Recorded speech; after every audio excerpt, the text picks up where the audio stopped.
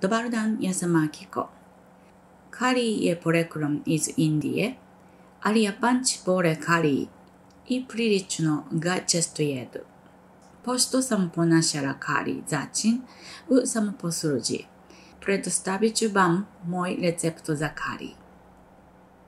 Materijal: luk, beli luk, ginger, šargarepa, paprika, paradajz, mreveno mešano meso, začini so pirinač.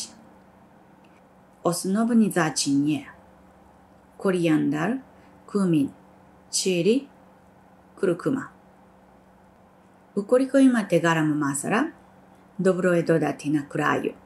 Garam masala je mešavina začina, cimet, kardamom, karafić i tako dalje, kako bi dobili duboki ukus.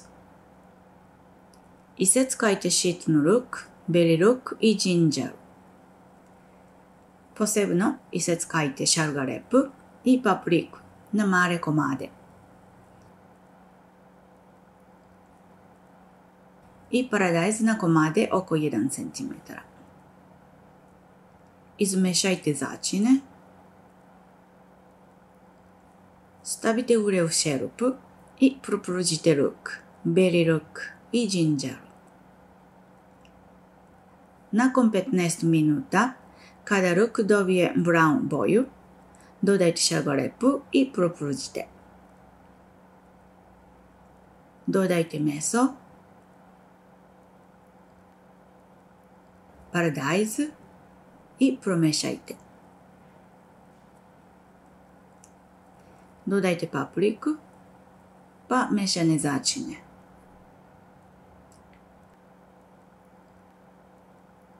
Dodajte vodu i kuvajte 15 minuta. Volim gušći kari, tako da na kraju dodam brašno.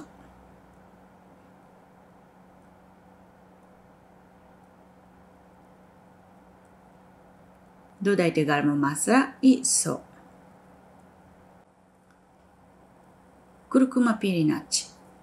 Molim vas pogledajte kako skuvati pirinač na japanski način na sljedećem linku. Nakon pranja pirinča, stavite kurkumu u šerupu i promešajte. Kuvajte isto kako što je na filmu.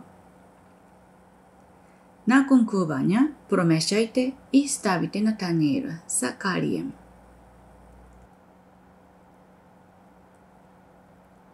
Kari možete da napraviti sa piretinom, čuretinom, pa čak i bez mesa. Nadam se da ćete uživati u egzotičnom ukusu. Bilo bi mi je drago da se registrujete i date vašu ocenu.